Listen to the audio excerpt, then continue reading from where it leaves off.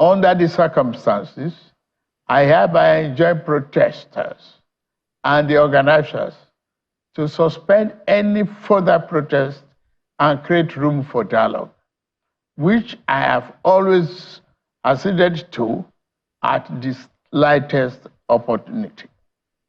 Nigeria requires all hands on deck and need us all, regardless of age, party, tribe, religion, or other divides, to work together, reshaping our destiny as a nation. So those who have taken undue advantage of this situation to threaten any section of this country, be warned. The law will catch up with you. There is no place for ethnic bigotry or such threats in the Nigeria we seek to build. Our democracy progresses when the constitutional rights of every Nigerian are respected and protected. Our law enforcement agencies should continue to ensure full protection of life and properties of innocent citizens in a responsible manner. My vision for our country is one of a just and prosperous nation where each person may enjoy the peace, freedom, and meaningful livelihood that only democratic good governance can provide. One that is open, transparent, and accountable to the Nigerian people.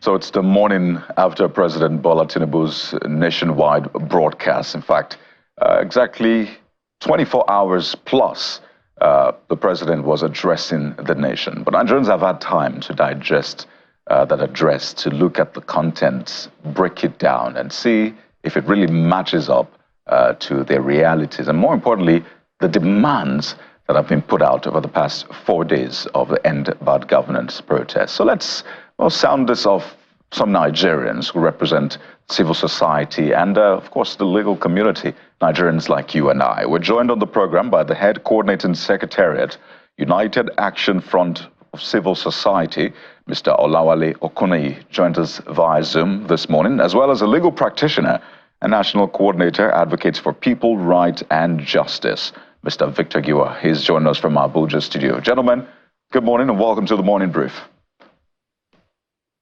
Good morning. Well, I'd like to begin with you, Mr. Okuneyi. First, to get a sense of what your activity has been like in the past 4 days. Have you been an active part of this End Bad Governance protest? Have you been on the streets, whether in Lagos, Abuja, or in any other part of the country?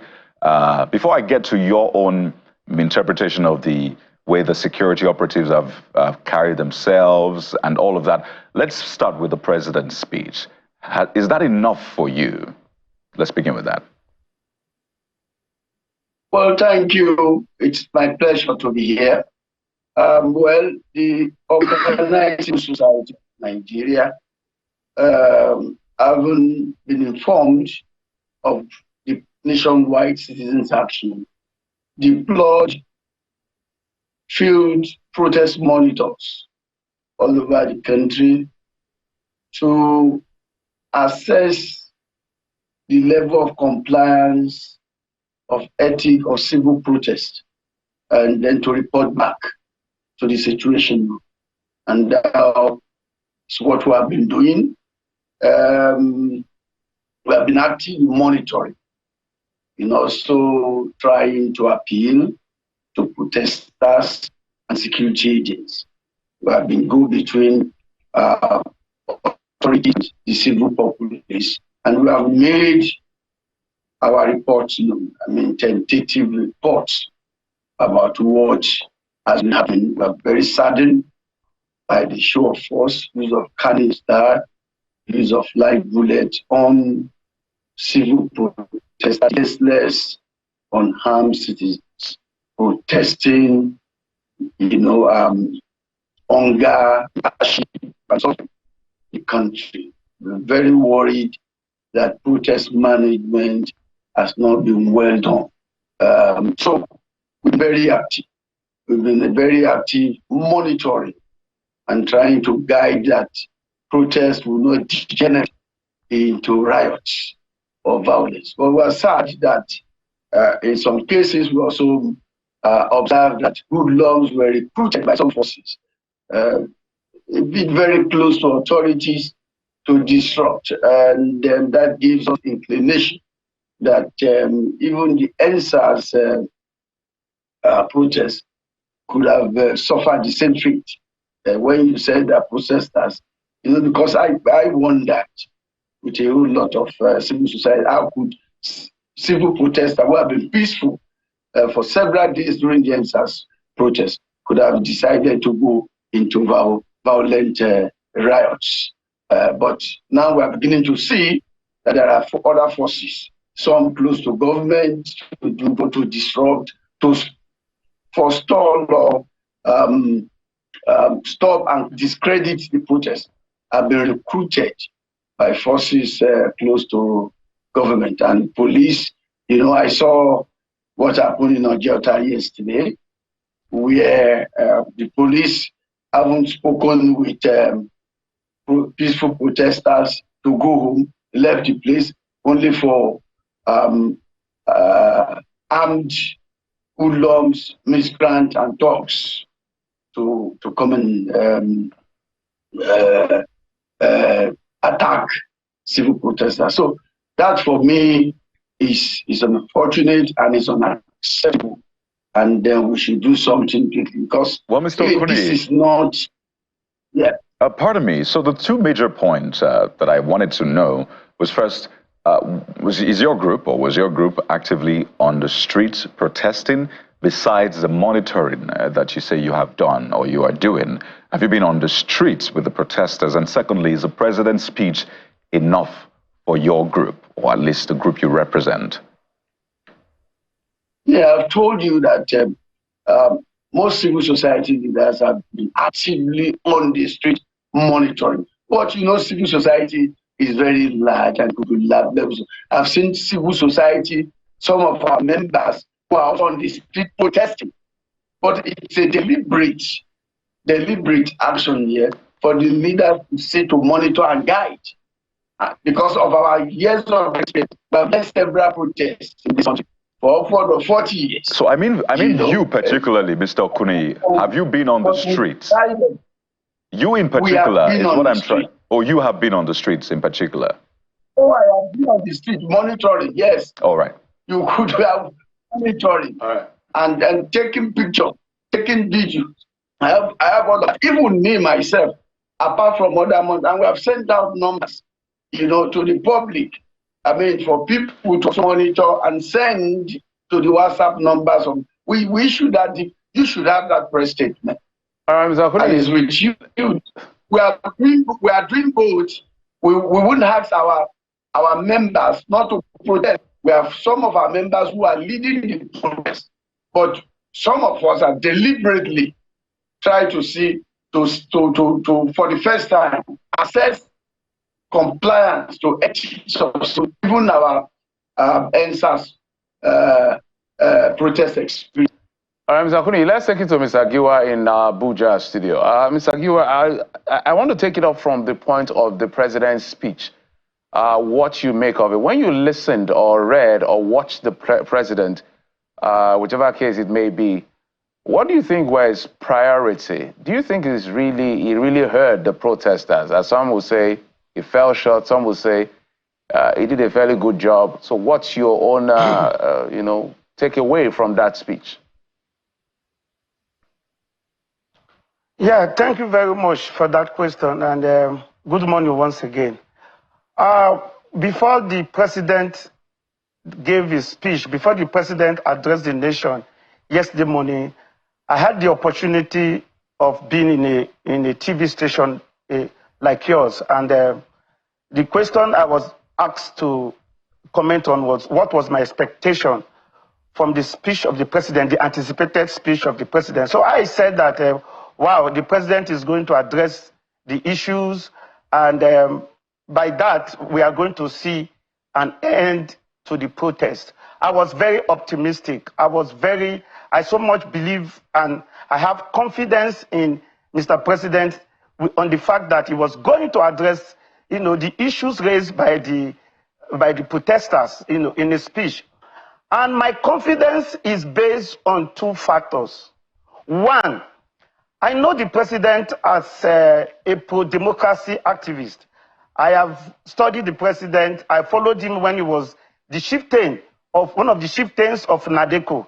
So as an activist, I know that he will be able to connect to the people. He will be able to, be sensitive to the people. He will be able to address the issues of the people. Then as a governor, as a former governor of Lagos State, I also understand that the president will understand the workings of the government, the administration of the government, the bureaucracies of government, how government works. So with these two backgrounds, a president who was an activist, a president who was a former governor for 2 years, who took Lagos to a certain level, who set precedent, I felt that for the president now to be speaking with these experiences, I believe that it was going to address the issues and the protests would have ended. But when I heard the president, when I listened to the president, I was deflated. I was dissipated. I was dissatisfied. Now, I didn't see the proactivism of the president. I didn't see that part of governorship from the president. I didn't see that part of the president who was an activist, who should be able to connect with the aspirations and the yearnings of Nigerians. I didn't see the president addressing issues as a former governor who can rally around these current governors and bring them to the direction of addressing the issues raised by the protesters. So, and like you in your programs, you have shown the comment made by some friends of the president, people like Professor Olosoyinka and all of that. So when I heard the president, I felt disappointed. And I want to say here that the president as a father, from his speech he delivered yesterday, I want to say that the writer of that speech did a very bad job. The advisors of the president didn't do a good job. The managers of the president did not manage him very well. That is not a kind of speech that is expected from the president at this time. Now, I need to say this. Nigerians don't want to hear the budget speech of the president. Nigerians, the protesters, we don't want to know what the problems were before the president came. The president told us in his speech how, because he has blocked leakages, he has stopped corruption, revenue of the government has increased to about 9.1 trillion since he came into power. The president told us the activities, the developmental effort he has made. The president told us the amount of money he has distributed to governors. The president told us that of the long-term project he has embarked upon. Those are very good. Those are welcoming. But that is not what the protesters are saying. If you look at the Constitution, sovereignty belongs to the people, from which the government exercises its power. The government, the president, the governors are holding the power in trust for the people. The people during election considered, delegated their powers to our governors. Governors in quotes. People who are governing us. During the process of election, we delegated, we submitted our powers to them, that they should govern us based on our collective mandate. And what it means is that it is the people that should tell the governors what exactly they want, what their aspiration is, what their challenges is, the direction they think the government should go. And so as a president, when the people come and make a presentation to you, the best you can do is to address it. And from what the president did, the president did not address those issues raised by the protesters. The president did not address the protesters. The president did not deal with the items raised by the protesters. And I am really very dissatisfied. I am so disappointed. I am so grieved with the speech made by the president. And I must tell you, when you flip back and you see what happened in Kenya, when the Kenyans had their protest for over 2 weeks, when President Ruto Williams came on air, the first thing he did, after the first speech he made and he said he was going to take control and bring order to Kenya, when he made this last speech, he said that he is going to hold his cabinet for their arrogance and the show of opulence. He's going to demand from his cabinet and his ministers that for their arrogance and show of opulence. He heard what the protesters were saying. He withdrew the bill. He withdrew the bill that tends to increase the tax. That is what a president, that is how a president should direct the issue. The Kenyan Constitution, Article 1 of the Kenyan Constitution says that sovereignty belongs to the people. And that power must be conducted in accordance with the Constitution. If I may butt in here, of Kenyan Constitution. Let me. My apologies. We're still going to come back to you, but let's talk to Mr. Okuni on this one. Mr. Okuni, perhaps I don't know whether you share the sentiment or you have another view as to what Mr. Giwa is saying. But in addition to your thoughts based on what Mr. Giwa has said, let's talk about crisis management. Do you think that the president was aloof in this particular presentation of his in managing the crisis? Well, my view and the considered opinion of some of our leaders is that he was quite ignorant and mercurial on responding to the critical demands, which we have consistently articulated, even flowing from our meeting with the IGP on Tuesday. We continually itemize those demands because, I mean, we are very close to the protester anyway we want to have it. And so it was quite evasive. And we issued a statement even before it's been that any presidential stance or intervention that would not critically address the crucial kernel of the demands of the citizens would not make any impact. It will not get protesters out of the, because we can feel the boss.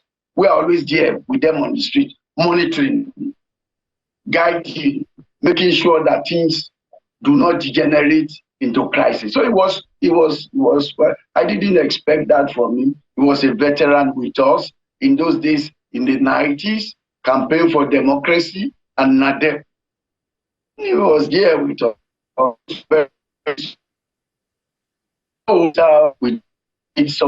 And he was there also in 2012. So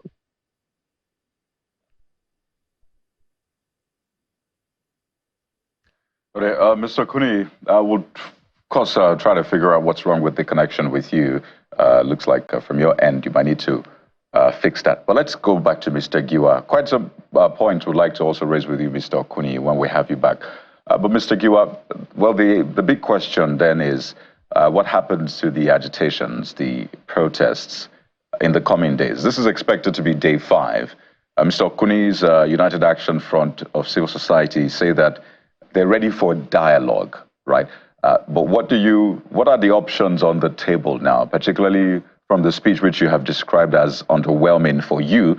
So what are the options available to the groups that are protesting, and by extension, Nigerians, Mr. Giwa? Yeah, thank you very much. I need to say that as part of the president's speech, he also said that he's ready for dialogue as he has always done in the slightest opportunity. And I felt that the president should now take it from that point. The president told us in his speech that he's ready for dialogue. I felt from that point, the president should now come out with the mechanism, come out with the plan. And what could be the plan? For example, the issue raised by the protesters, by Nigerians, is one. Look at the issue of subsidy. Look at the issue of the rise in the tariff, electricity tariff. Look at the cost of governance. Look at issues of reform in the judiciary. Look at how you can reduce the cost of governance. Look at how you can reduce corruption, reduce government spending and all of that. So what I expected the president to do as a way forward on the fact that he has said he's ready for dialogue, I felt that the president should have said, based on this position, I have set up, I'm going to call the various governors to, within Monday today, to be addressing these issues. For example, electricity tariff, removal of fuel subsidy. I have given the governor, like he said in his statement, some billions of naira to the state governors. Let the state governors, the 35 state governors, with the minister of FCT, to come. They could do it from Monday, from Tuesday, each day, from 10 o'clock to 12 o'clock. They come on the media house. The federal government have the minister for communication, Governor A, B, C, and D. This, they will come to tell the people, well, based on the activities of the president, he has given us, as a governor, I have received this amount of money in my state. What I'm doing with this money is one, I am providing transport system. We are reducing the cost of transportation. We are paying we are approaching it through institutional or sectorially. We are saying that every student in a secondary school who is writing his West African examination or NECO, we are saying that we are paying those students free. We are saying that we are providing 10 buses in our state, 20 buses in our state. For those buses we are providing, we are saying that the minimum anybody can take to move from one point to the other will not be less than 15, will not be less than a particular amount of money. Right. To cushion the effect of the removal of subsidy, the effect of increment in AEDC. Like you know, subsidy affects every part of the economy. It affects the movement of transport. Indeed. It has caused the increase in transportation. It has caused the increase in the cost of goods. It has caused increase in manufacturers. Manufacturers now buy fuel at a very high price. They buy diesel at a very high price. Transportation is high. And when transportation is high, it increases all other sectors. So Mr. Giwa, for you, governors should come and tell us what they have done with the money provided by the state, by the federal government. So for you, what you expect is a statewide broadcast. Now that we've seen a nationwide broadcast by the president, we should begin to see statewide broadcasts or engagement by the governors, basically. Yes, the statewide, we don't need a broadcast. We need an engagement. An engagement. The governors in the various states. So you're suggesting that the protesters should now start engaging dialogue. That will be your option for them. Am I correct? Yes, please. Okay, let me take this to Mr. Okuni. We have him back. That's what I'm saying. So we can also bring him into the conversation. So Mr. Okuni, you had said on behalf of the group, that's the United Action Front of Civil Society, that you're now ready for dialogue. Even though we hear that some of the other groups say, well, they are not really impressed by the president's speech, and they will continue on the street. So give us an insight as to why you're opting for dialogue at this point, and if you have been able to impress this upon the other groups involved in this agitation. Well, thank you. From meeting with the Inspector General of Police on Tuesday, we have, interest in facilitating dialogue with the authorities and the civil society, and I know the protesters are not averse to dialogue. Those demands were spelled out clearly.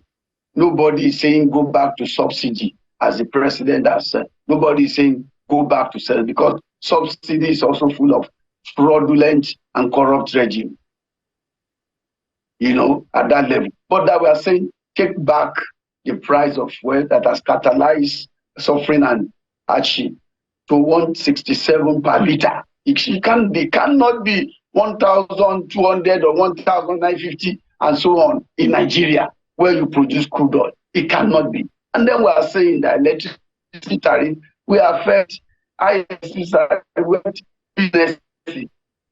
And if you want its cost of goods to go down and food, then you must bring it down. Those are critical issues, apart from the fact that we're also saying restructure this place constitutionally and democratically. It is important so that every other thing falls in line. You were an advocate. The president was essentially an advocate of that constitutional democratic re-engineering of the country, so that we can have a governance system and architecture that can support what we do as a multi-religious, multicultural state. So we are saying all of this together. So these are the demands. That will be negotiated with leaders of the civil society, the leaders of the protest, and so on and so on. So engagement. We didn't expect any broadcast. We didn't ask him to address that. We said first and foremost, before any address, engage protesters. That is the procedure. Engage them on these demands, and then negotiate some. Yeah. I wanted to find out from you what you make of some of the management of this whole the entire process at the end of the day with the president and his team. Because from what you're saying, it looks like the president has responded either directly or indirectly. He spoke about subsidy. It looks for him from that speech, he's clearly saying, look, there's no going back on this subsidy, which is why almost immediately after I started reeling out some of the gains that have come from removing. There was even no subsidy remover in the first instance.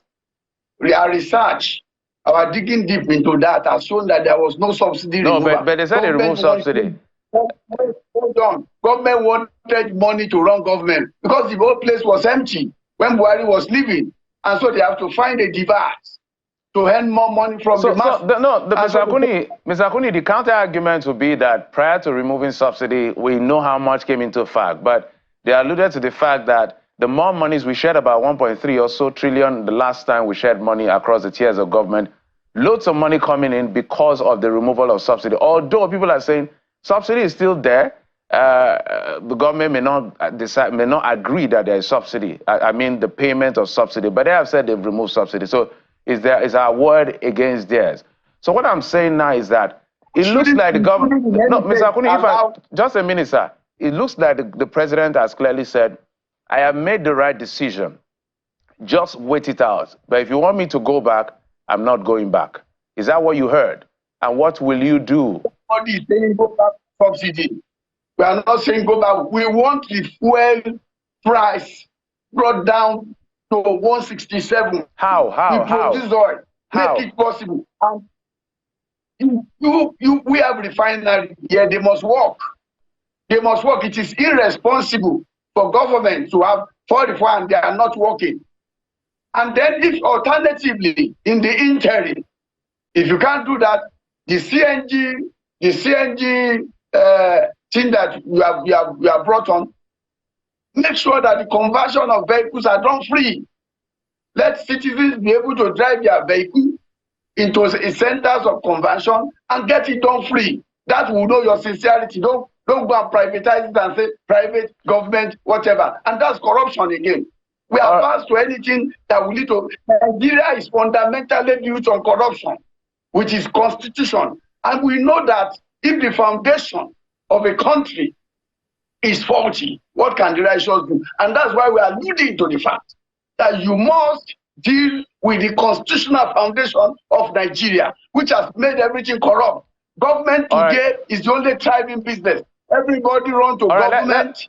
to go and earn money and do nothing. And so even all kinds of 419 scammers are adhere in government because they can bribe their way through election. All right, Mr. Akuni, let me take it back to me.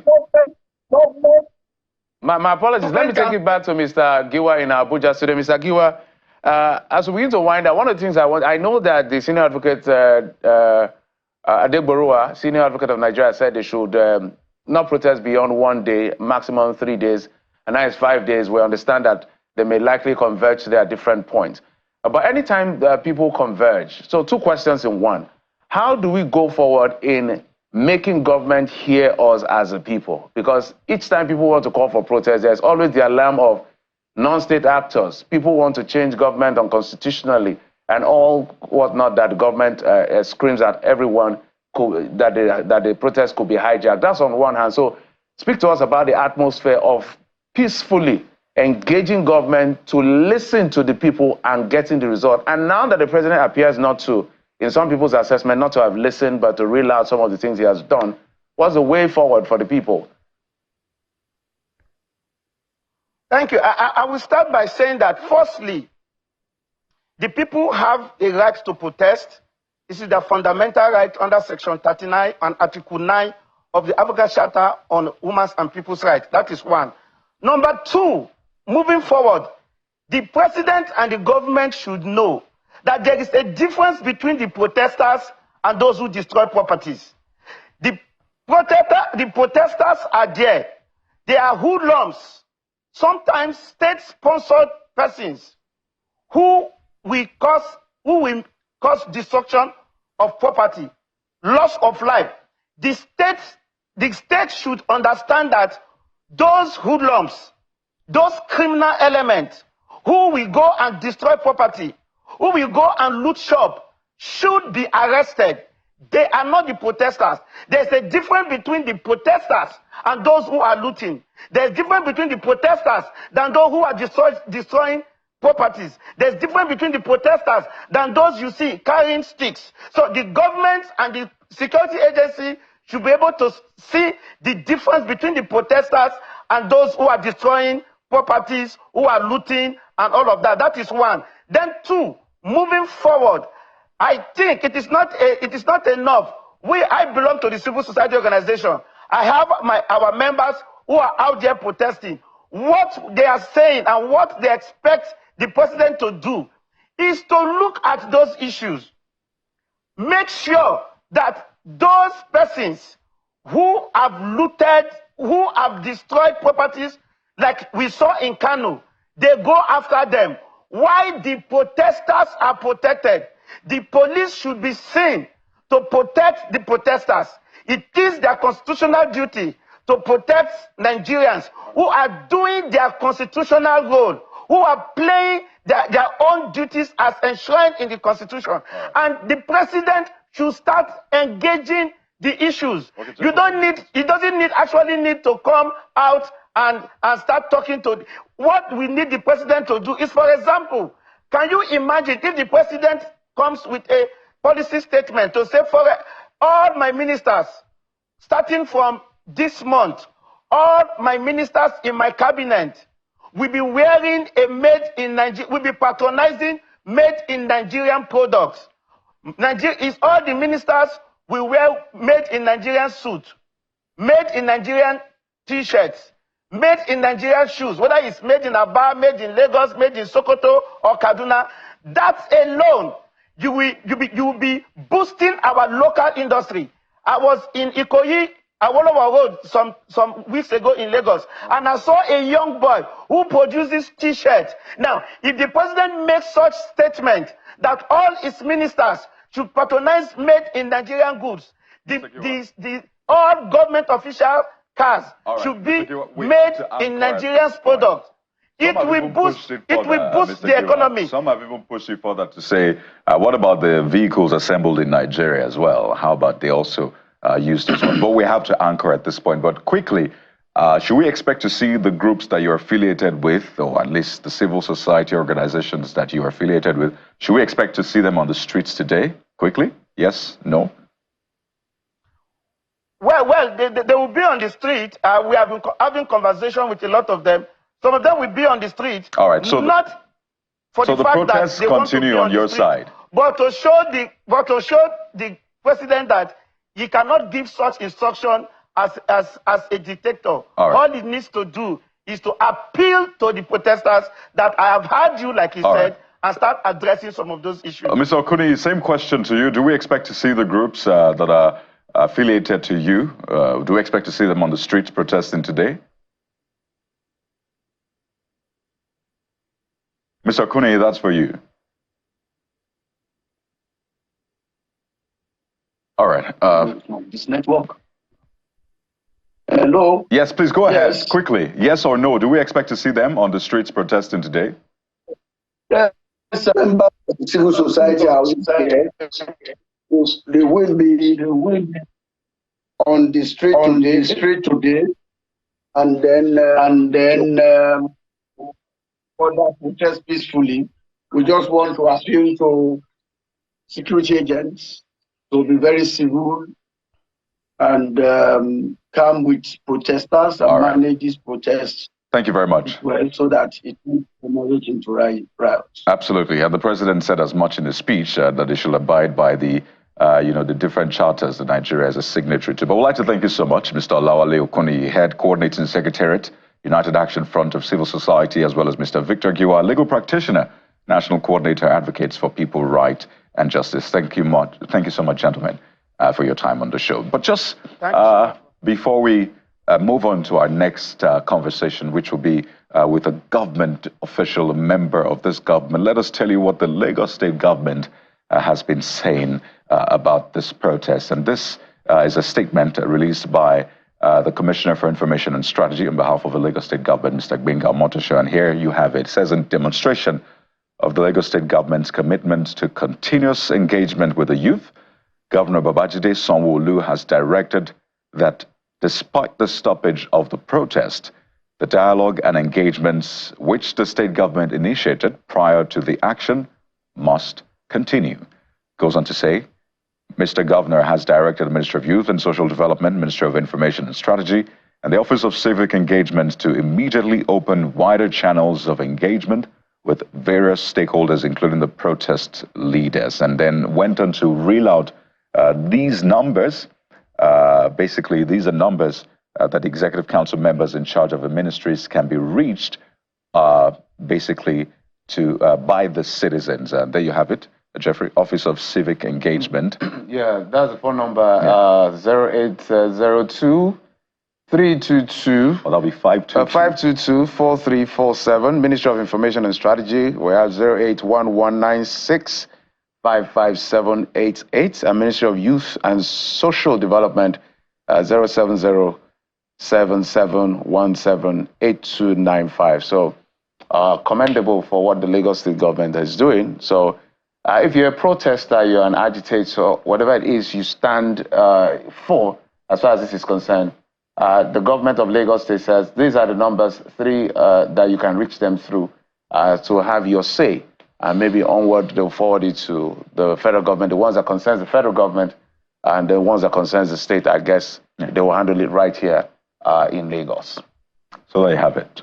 We'll see how the day plays out, but we'll take a quick break now. And when we return, we'll bring you the perspective of the federal government. We have a member of President Bola Tinubu's cabinet joining us in just a few seconds. So stay with us.